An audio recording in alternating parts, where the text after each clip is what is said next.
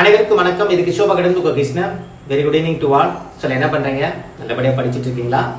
Okay, எல்லாருமே health wise ஓரளவு ஆரோக்கியமா இருந்துட்டு படிக்கிறீங்களா அப்படின்னு கேட்டா 50% கிடையாது. எனக்கு தெரியுது. சரியா சாப்பிடாம தூங்காம உங்களை நீங்களே குழப்பிக்கிட்டு நிறைய பேர் ஹெல்த்துக்கு இம்பார்ட்டன்ஸ் கொடுக்காம படிக்கிறீங்க. இது முழுக்க முழுக்க மிகப்பெரிய ஒரு தவறு. தயவு செஞ்சு அதை பண்ணாதீங்க.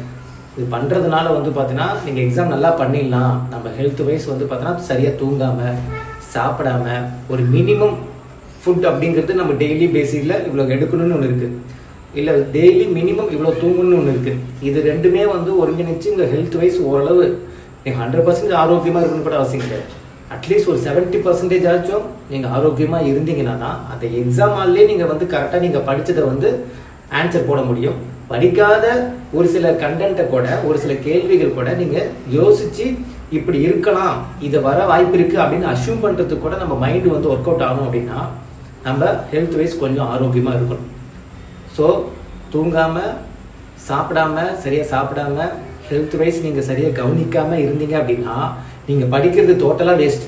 நல்லா கேட்டுங்க, தப்பான வழியில் வேகமாக ஓடுறீங்கன்னு அர்த்தம், இல்லை தப்பான வழியில் ஏதோ போயிட்டு இருக்கீங்கன்னு அர்த்தம். அது பண்ணாதீங்க. மெதுவாக வந்தாலும் சரியான பாதையில் நம்ம பயணிக்கணும். ஹெல்த் வைஸ் நம்ம ரொம்ப முக்கியமாக நம்ம கவனிச்சுக்கணும்.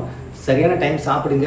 மினிமம் தூக்கம் பார்த்தீங்கன்னா 5 hours to 6 hours மினிமம் தூக்கம் இருக்கணும். 3 hours 3 வேளையும் கம்பல்சரி சாப்பிடுங்க.